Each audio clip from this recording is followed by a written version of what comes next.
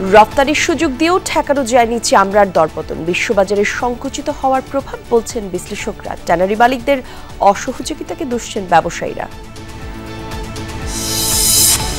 দেশের বিভিন্ন এলাকায় বইছে মৃদু তাপপ্রবাহ, থাকবে শনিবার পর্যন্ত। বৃষ্টিপাত হলেও কমবে না গরম। আগামী সপ্তাহ থেকে টানা বৃষ্টির সম্ভাবনা। আগামীকাল পরশু তাপমাত্রা আর বাড়বে না, ওই 35-36 থাকবে।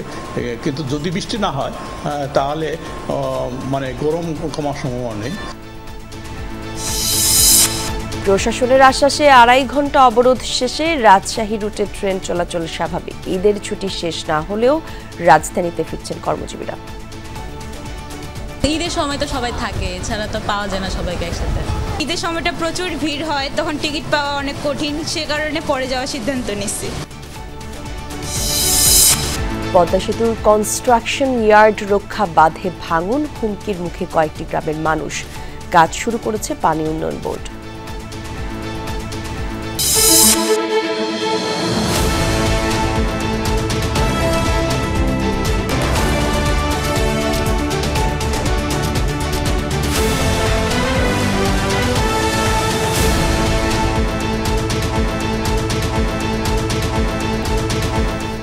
শিরোনাম দেখছিলেন দর্শক। এছাড়াও দেশ বিদেশের আরো খবর নিয়ে দুপুরের বাংলাদেশে আপনাদের সঙ্গে আমি জান্নাতুল কলি থাকছি।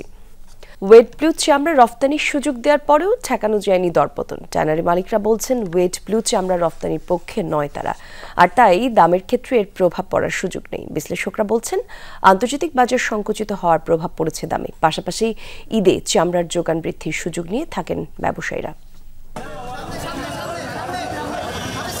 কাঁচা চামড়ার সবচেয়ে বড় যোগান আসে কুরবানির ঈদে। ট্যানারি শিল্পের সারা বছরের চাহিদার অর্ধেকেরই বেশি সংগ্রহ করা হয় এই মৌসুমে। তবে গেল কয়েক বছরের মতো এবারও দাম নিয়ে হতাশ বিক্রেতারা। প্রত্যাশিত দাম পায়নি মৌসুমি ব্যবসায়ী এবং মাদ্রাসা কর্তৃপক্ষ। প্রতি পিস গরুর চামড়া বিক্রি হয়েছে 350 থেকে 700 টাকার মধ্যে।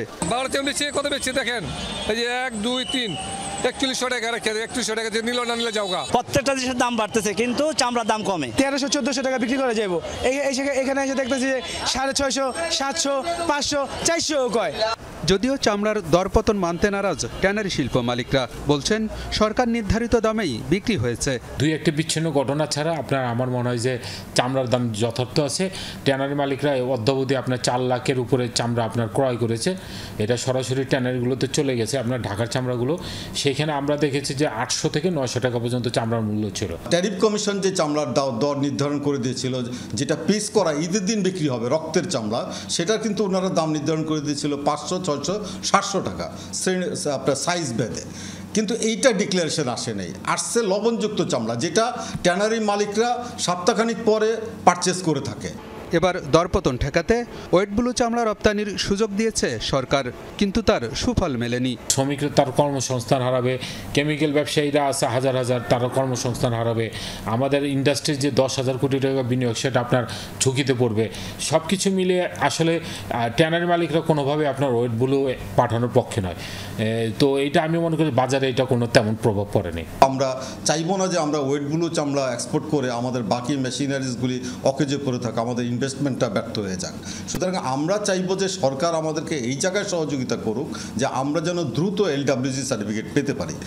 বিশ্লেষকরা বলছেন ট্যানারি শিল্প এখনও পরিবেশ বান্ধব হয়নি। এতে সংকুচিত হয়েছে আন্তর্জাতিক বাজার। দামের ক্ষেত্রেও পড়েছে বিরূপ প্রভাব। ঈদের সময় ব্যবসায়ীরা এর সুযোগ নিয়ে থাকেন বলেও মনে করেন তারা। যদিও আমাদের ওয়েট ব্লু রপ্তানির একটা সরকার থেকে সুযোগ দেয়া হয়েছে, কিন্তু তারপরে আমরা দেখছি যেই পরিমাণ সাপ্লাই এবং যেই পরিমাণ ডিমান্ড, তার মধ্যে দেখা যাচ্ছে প্রচুর এক্সেস সাপ্লাই আছে। যেই কারণেই আসলে চামড়া নিয়ে যে সংকট, সেই সংকটটা কাটেনি। আর যারা ব্যবসায়ী আছে, বড় বড় ব্যবসায়ী, তারা হয়তো এই সুযোগটা নিচ্ছে, যেহেতু অনেক বেশি পরিমাণে সাপ্লাই হচ্ছে। ট্যানারি শিল্পকে আন্তর্জাতিক মানে উন্নীত করতে না পারলে এই সংকট থেকে বেরিয়ে আসার সুযোগ নেই বলেও মনে করেন বিশ্লেষকরা। আলমগীর হোসেন, যমুনা নিউজ, ঢাকা। সরকার নির্ধারিত দামের সঙ্গে বাস্তব বাজার দরের বিস্তর ফারাক, এতে চরম ক্ষতির মুখে পড়েছেন প্রান্তিক এবং মৌসুমী চামড়া ব্যবসায়ীরা। টালমাটাল অবস্থার জন্য সরকারি সিদ্ধান্ত এবং ট্যানারি মালিকদের অসহযোগিতাকে দায়ী করছেন সংশ্লিষ্টরা। এদিকে বাণিজ্য উপদেষ্টা জানান, গত 10 বছরে চামড়ার সর্বোচ্চ দাম নির্ধারণ করা হয়েছে। সরকারি মূল্য না মানা হলে তাদের বিরুদ্ধে ব্যবস্থা নেওয়ার আশ্বাস দিয়েছেন তিনি। বিভিন্ন অঞ্চল থেকে ফড়িয়া আর মৌসুমী ব্যবসায়ীদের হাত ঘুরে বিপুল সংখ্যক চামড়া জড়ো হয়েছে দক্ষিণ পশ্চিমাঞ্চলের অন্যতম বড় ব্যবসা কেন্দ্র যশোরের রাজারহাটে। তবে মৌসুমী ব্যবসায়ীদের দাবি, সিন্ডিকেটের কবলে রাজারহাটের চামড়া ব্যবসা। দাম বৃদ্ধি করে চামড়ার মূল্য নির্ধারণের ঘোষণার ফাঁদে পড়ে পুঁজি হারাতে বসেছেন ক্ষুদ্র ব্যবসায়ীরা। তারা বলছেন, সরকারের মূল্য নির্ধারণে মাঠ পর্যায়ে তারা বাড়তি দামে চামড়া কিনেছেন, কিন্তু তা মানছেন না পাইকাররা। মাঝারি আকারের গরুর চামড়া বিক্রি হচ্ছে 400 থেকে 600 টাকা দরে, আর বড় চামড়া সর্বোচ্চ 800 থেকে 1000 টাকায়। সরকার যে ঘোষণা দিয়েছিল, সেই ঘোষণায় দেওয়া 1100 1150 টাকা পর্যন্ত আমাদের কিনা পড়েছে। এখন লবণ খরচ দিয়ে আমরা যে দরে বিক্রি করতেছি 800 850 টাকা এরকম বিক্রি হচ্ছে। এতে দেখা যাচ্ছে আমাদের অনেক লস। লবণ লাগানো হয়েছে, লিভার খরচ আছে, গাড়ি ভাড়া আছে, হ্যাঁ, সার্বিকভাবে মিলে সবকিছু মিলে কস্টিং বেড়ে গেছে। আমাদের চামড়া প্রতিটি চামড়ার দাম 1500 টাকা, 1300 টাকা, 1200 টাকা, 1000 টাকা কিনা আছে। এই চামড়াটার দাম আমরা পাচ্ছি, সর্বোচ্চ দাম পাচ্ছি 900 টাকা, 400 টাকা, 300 টাকা দাম পাচ্ছি। তবে আড়তদাররা বলছেন ভিন্ন কথা।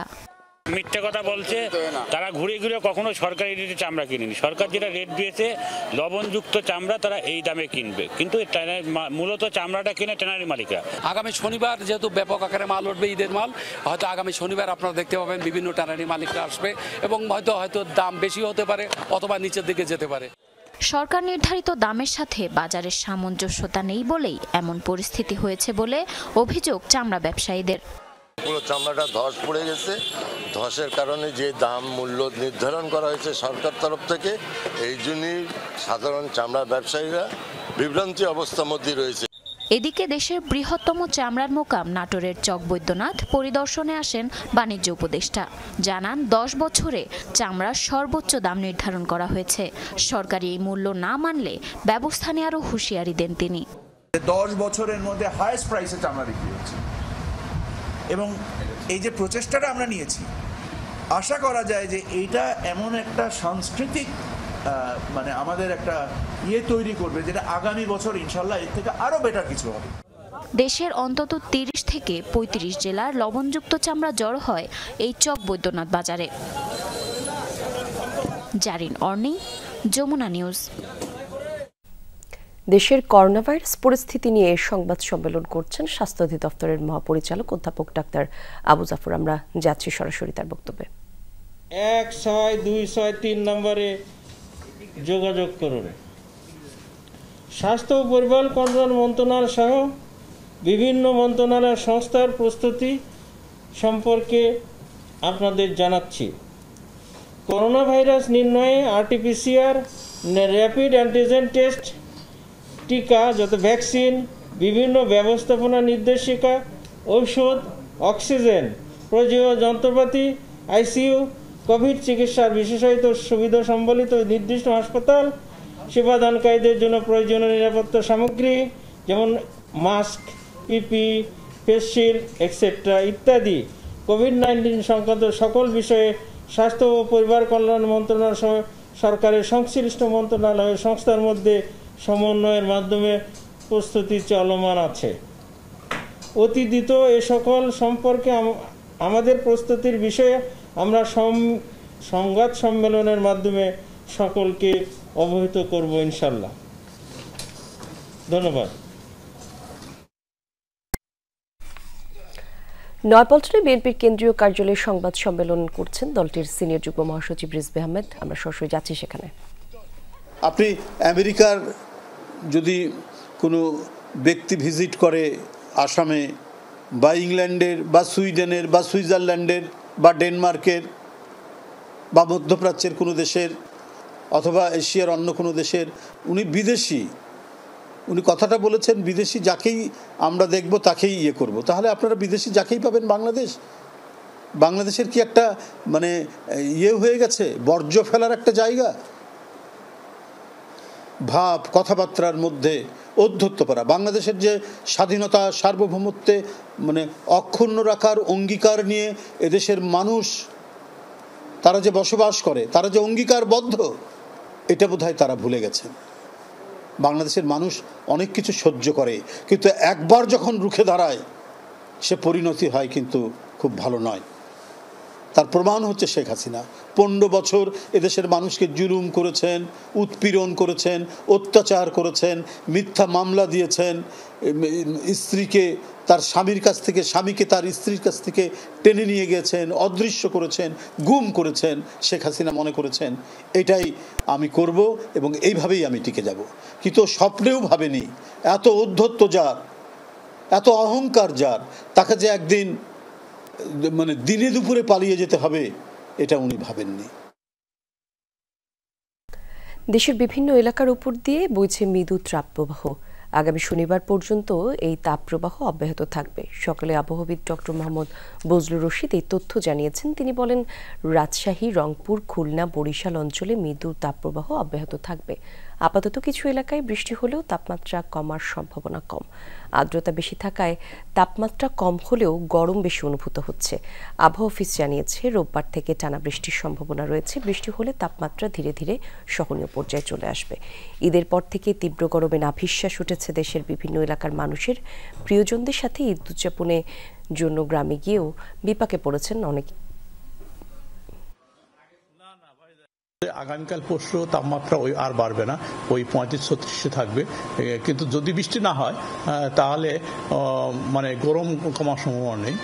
সেক্ষেত্রে আমরা যেটা দেখছি যে আগামী মেন বৃষ্টি আসবে শনিবারের পরে, যে অর্থাৎ রবিবার সোমবার থেকেই মোটামুটি ভালো বৃষ্টি হবে, সেই সময় তাপমাত্রা কমে আসবে। আবহাওয়া পরিস্থিতির খোঁজ খবর রাখছেন সহকর্মী ভাস্কর ভাদুরী। জিয়া উদ্যান থেকে যোগ দিয়ে জানাবেন সর্বশেষ তথ্য। ভাস্কর, বাইরের তাপপ্রবাহ কেমন অনুভূত হচ্ছে আমাদেরকে জানাবেন, আর সাধারণ মানুষ যারা রাস্তায় চলাচল করছে, কাজের জন্য বের হয়েছে, তাদের ভোগান্তির চিত্র একটু তুলে ধরবেন।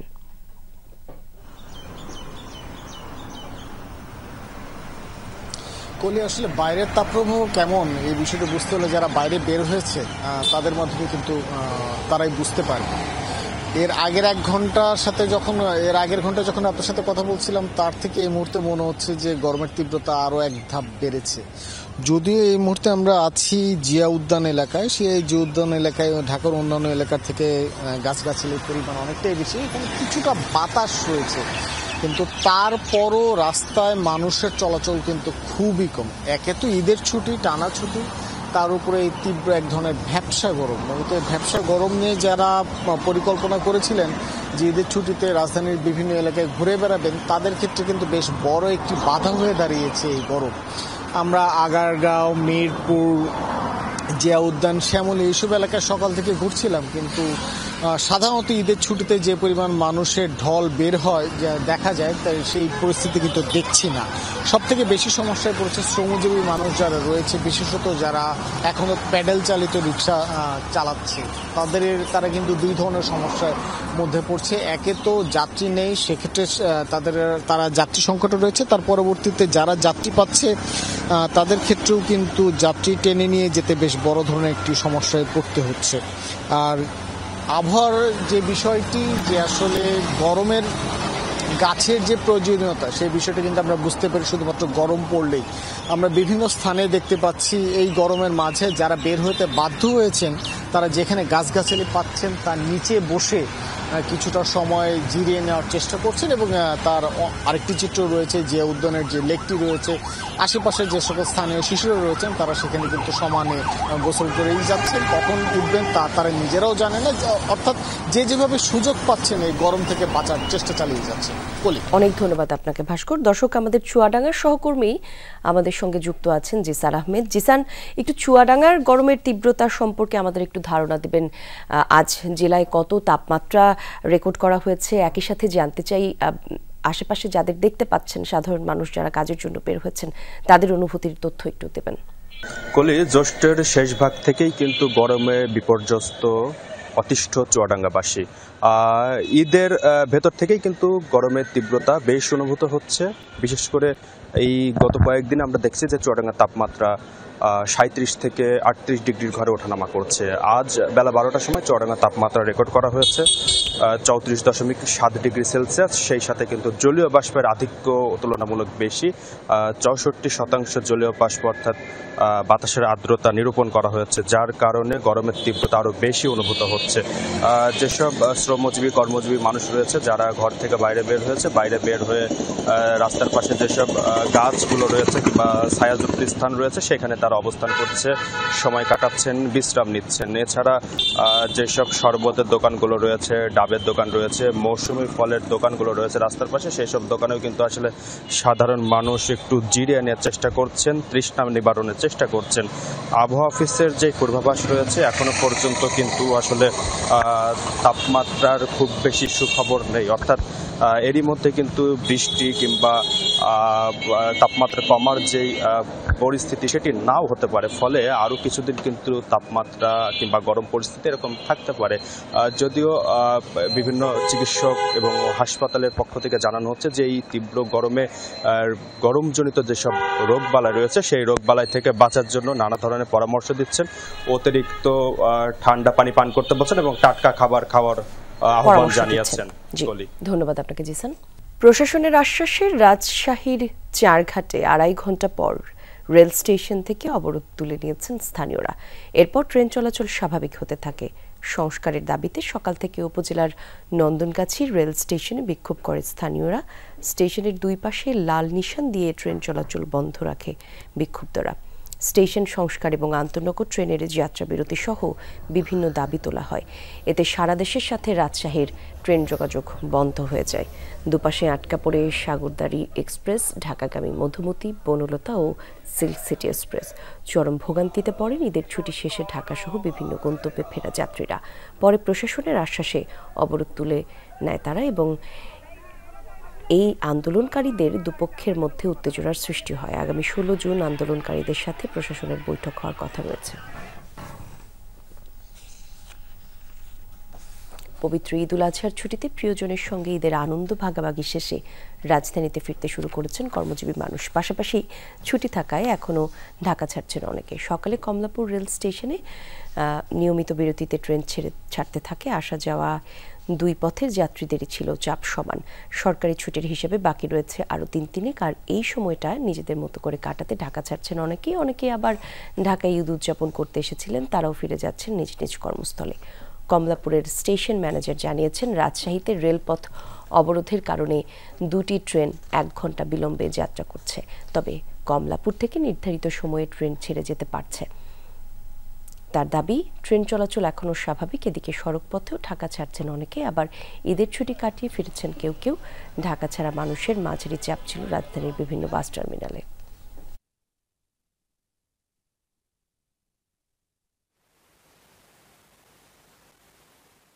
ঈদের সময়টা প্রচুর ভিড় হয়, তখন টিকিট পাওয়া অনেক কঠিন, সে কারণে পরে যাওয়ার সিদ্ধান্ত নিচ্ছি। ছুটি শেষ, এখন ওর ভার্সিটি লাস্ট ইয়ার, পরীক্ষা আছে 16 তারিখ থেকে, ওকে আবার দিয়ে আমি আবার বাসায় চলে আসবো। এই সাইডে যাত্রীর চাপ কম, সিলেটের দিকে তো অন্যদিকে তো চাপ আছে, বুঝছেন না? এদিকে চাপ হইব মনে করেন অফিস আদালত খুললে তারপরে চাপ হইতে পারে। নন্দনগাছি স্টেশন, যেটা পাকশি ডিভিশনের আওতাভুক্ত, ওখানে স্থানীয় জনসাধারণ আন্তনগর ট্রেনের যাত্রা বিরতির জন্য 2 ঘন্টা 20 মিনিট রেল লাইন অবরোধ করেছিল। উক্ত অবরোধের কারণে সিল্ক সিটি এবং বনলতা ও মধুমতি এক্সপ্রেস কিছুটা বিলম্বে চলাচল করছে। কোরবানির ঈদের দিন প্রবল স্রোতের কারণে আবারও নদীতে ধসে পড়েছে পদ্মা সেতুর কনস্ট্রাকশন ইয়ার্ড বাঁধের প্রায় 200 মিটার এলাকা। আতঙ্কিত হয়ে ঘরবাড়ি সরিয়ে নিচ্ছেন পাড়ের মানুষজন। ভাঙন রোধে কাজ করতে শুরু করেছে পানি উন্নয়ন বোর্ড।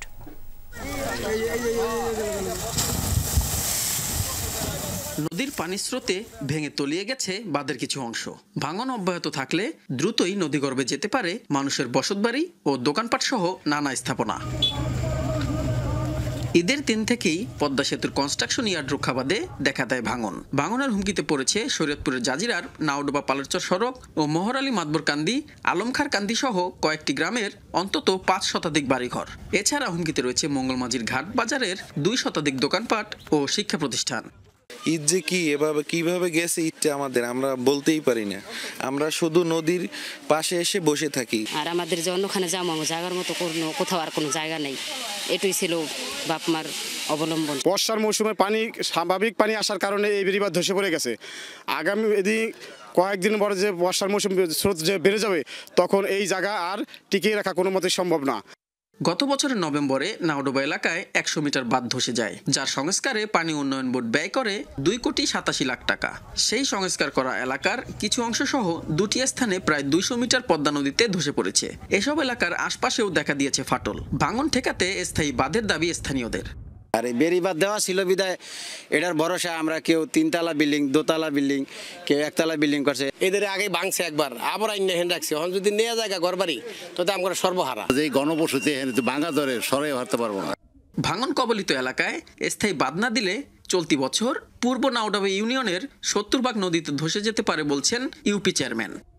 স্থায়ী বাঁধ না হয় তাহলে মনে করেন পূর্ব নাওডোবা ইউনিয়নের 70% লোক আর কি নদীর সম্মুখীন হয়ে পড়বে।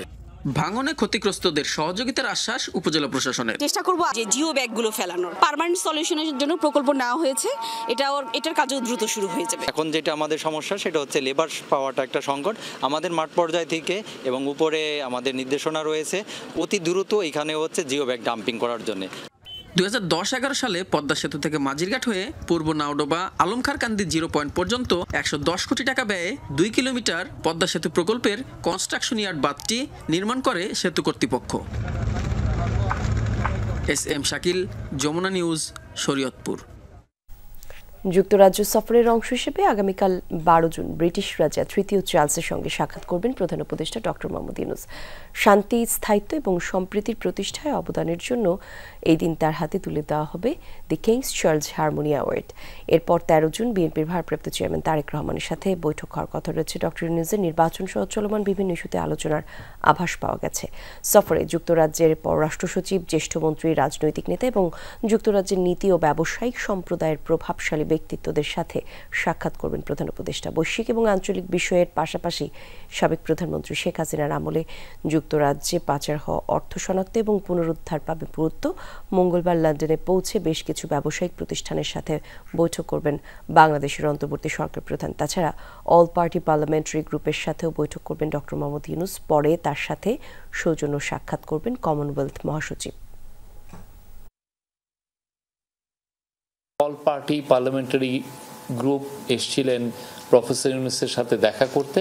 সেখানেও 1 ঘন্টারও বেশি পারস্পরিক মিউচুয়াল ইন্টারেস্টের জায়গায় যেগুলো আছে সেগুলো নিয়ে আলাপ হয়েছে। রোহিঙ্গা ইস্যু খুব প্রমিনেন্স পেয়েছে। এই সাথে বাংলাদেশের পলিটিক্যাল ইস্যুগুলো এসছে, বিশেষ করে ডেমোক্রেটিক ট্রানজিশনে আমরা এই রিফর্ম কমিশনগুলো কি করা হচ্ছে এবং রিফর্ম কমিশনের বাইরে অন্যান্য এখন কি মানে কবে জুলাই চার্টার হবে সেগুলো নিয়ে আলাপ হয়েছে।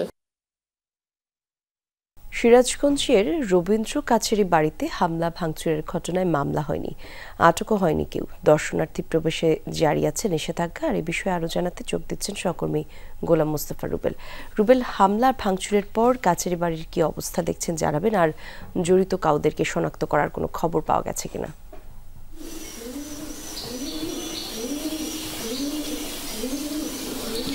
কলি, আসলে এখন পর্যন্ত জড়িত কাউকে গ্রেপ্তার করা হয়নি, তবে ইতিমধ্যে প্রত্নতত্ত্ব অধিদপ্তর থেকে 3 সদস্য বিশিষ্ট একটি কমিটি গঠন করা হয়েছে।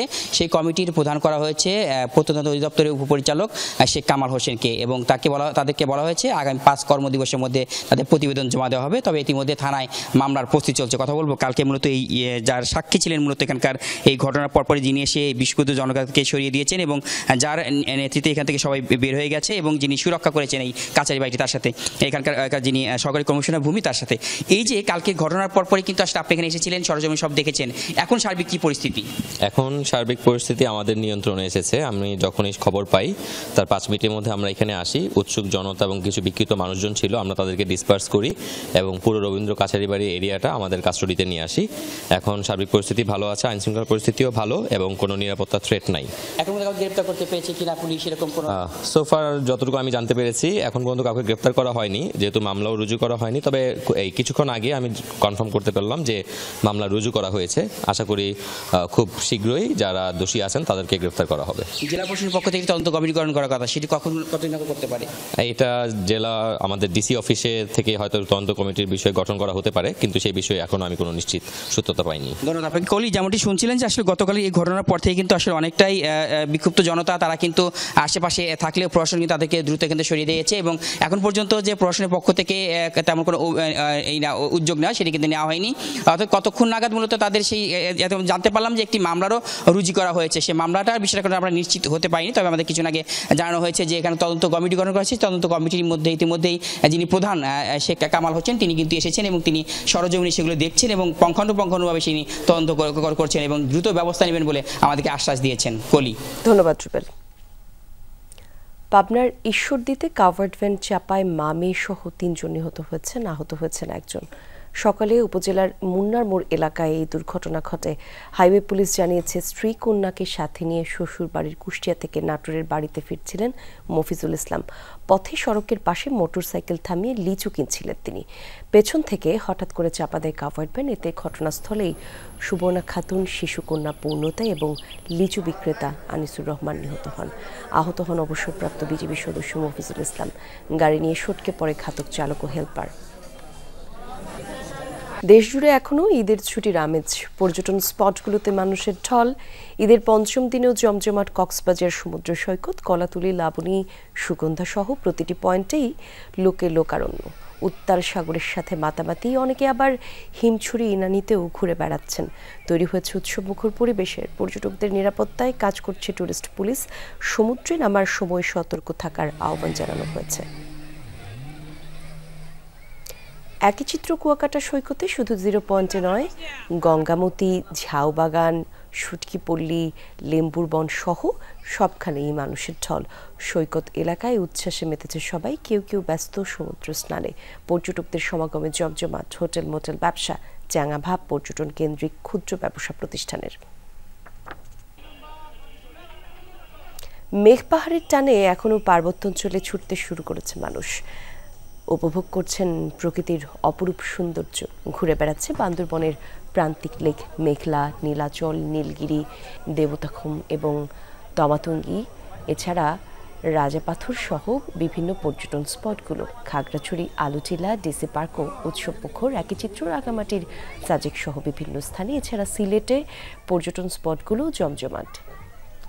যুক্তরাষ্ট্রের ক্যালিফোর্নিয়ায় অভিবাসী নীতি ঘিরে চলমান বিক্ষোভের জেরে স্পষ্ট হলো ফেডারেল সরকার ও রাজ্য প্রশাসনের বিবাদ, যা প্রেসিডেন্ট ডোনাল্ড ট্রাম্প এবং ক্যালিফোর্নিয়ার গভর্নর গ্যাভিন নিউসামের ব্যক্তিগত দ্বন্দ্বে রূপ নিয়েছে।